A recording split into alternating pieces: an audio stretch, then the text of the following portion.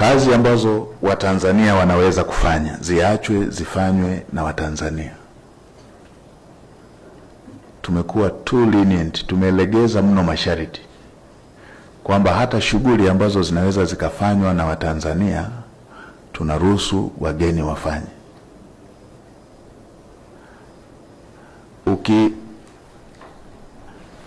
Ukifanya kinyume chake, kazi za aina hiyo hiyo ukiwapeleka Watanzania kwenye nchi hizo hizo ambazo sisi tumepokea wananchi wao, Mtanzania hawezi kupata kazi.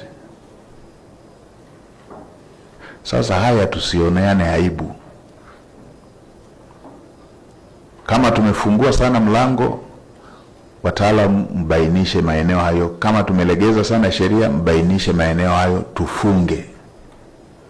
Lakini kama nchi na kama serikali lazima tujenge uwezo wa ndani na kuwajengea Watanzania uwezo wa kuweza kufanya kazi za aina hiyo.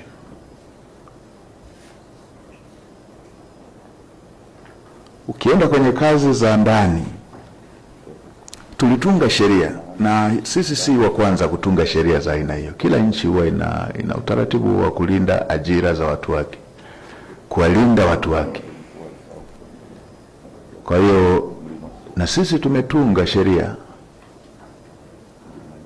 inahusiana na ajira rasmi.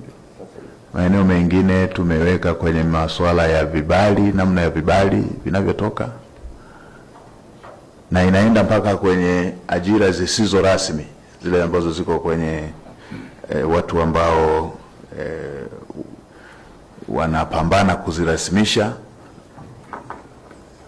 na zingine za sekta binafsi. Tulitunga sheria hiyo.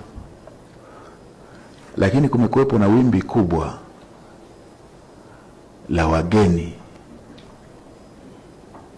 na inawezekana wale aidha wenye viwanda, wawekezaji wakatupiga pressure ya kutupeleka kwenye kona